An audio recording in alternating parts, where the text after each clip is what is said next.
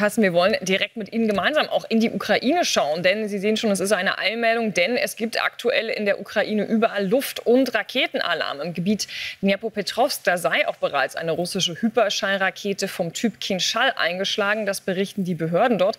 Diese Rakete soll von einem MiG-31 Kampfjet aus Russland aus abgefeuert worden sein. Und kurz darauf warnte dann die ukrainische Flugabwehr auf der Plattform Telegrams ebenfalls vor dem Einschlag mehrerer Marschflugkörper. Und wenig später drangen die Raketen dann tatsächlich in den ukrainischen Luftraum ein und nahmen auch Kurs auf die Hauptstadt Kiew, aber auch auf Poltawa im Osten des Landes. Das hat die Luftwaffenführung inzwischen mitgeteilt. Wir haben noch keine Erkenntnisse darüber, wie groß die Schäden im Moment sind. Ja, deswegen fragen wir direkt auch nach bei unserem Korrespondenten Christoph Wanner in Kiew. Christoph, guten Morgen. Also dieser Luftalarm im ganzen Land. Wir hören ja schon von Einschlägen, auch von Raketen. Was hörst du und was spürst du auch in Kiew nun von dieser Angriffswelle?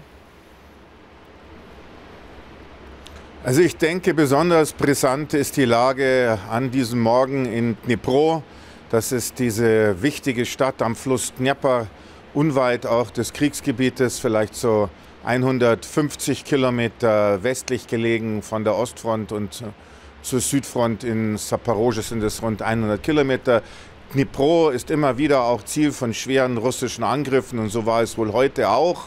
Was da genau getroffen wurde, ist noch nicht klar.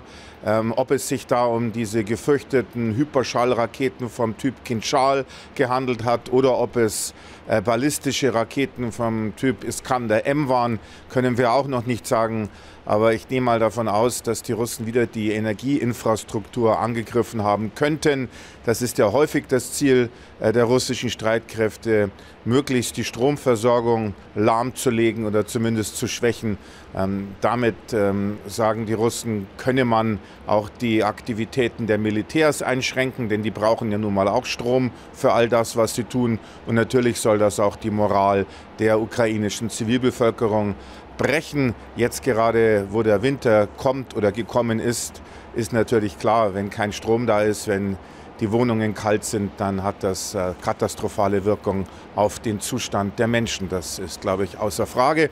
Und das Ganze könnte eine Vergeltungsaktion sein der Russen für die Angriffe der Ukrainer mit weitreichenden westlichen Waffen auf russisches Kernland. Vorgestern mit amerikanischen Attackams, ballistischen Kurzstreckenraketen, die Provinz Bryansk, ein Munitionsdepot, und gestern wurde wohl die Provinz Kursk angegriffen mit britisch-französischen Marschflugkörpern vom Typ Storm Shadow.